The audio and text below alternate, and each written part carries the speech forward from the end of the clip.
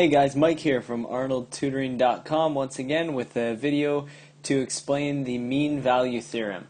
We get this tossed around a lot on calculus exams and it's really not that complicated, it's just got a complicated name.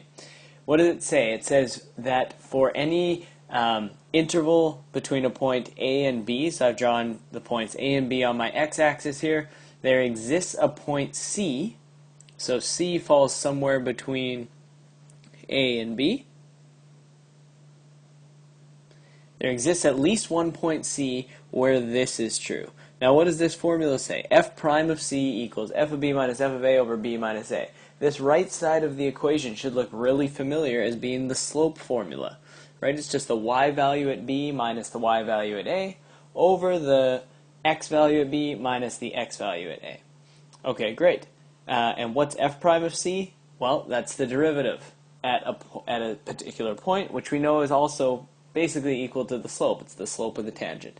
So let's look at the right side first. What is the slope between points the points where x is A and the points where x is B? You can see these are just the endpoints on the curve I've drawn here. So if we were to draw a line connecting those two, it's going to look something like that. And that line has a particular slope. The theorem says that there is another point along this curve between A and B where its tangent has the same slope. So let's say, and there could be more than one, but let's say I think it's about there, where if I draw the tangent to that point, it's parallel to the other one. In other words, it has the same slope. We know that slopes that are parallel have the same slopes. So you can see, so I could label this as point C because that's where I've drawn the point on the curve.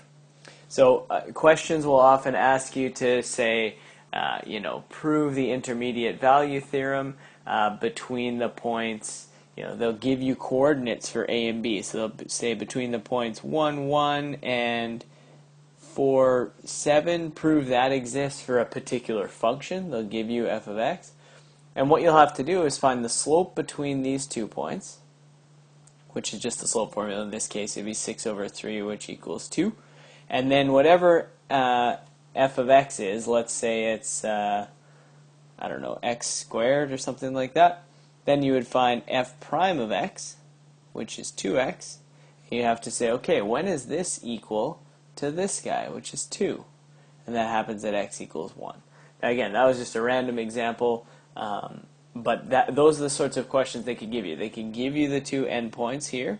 You have to find the slope between those. Then you have to find the derivative, because that's really what f prime of c is, and set that derivative equal to the slope to prove the mean value theorem. So hopefully that's a good visual of what's happening, what this formula actually means, and what we're trying to do with the mean value theorem. You can always email us more questions, info@arnoldtutoring.com. Thanks.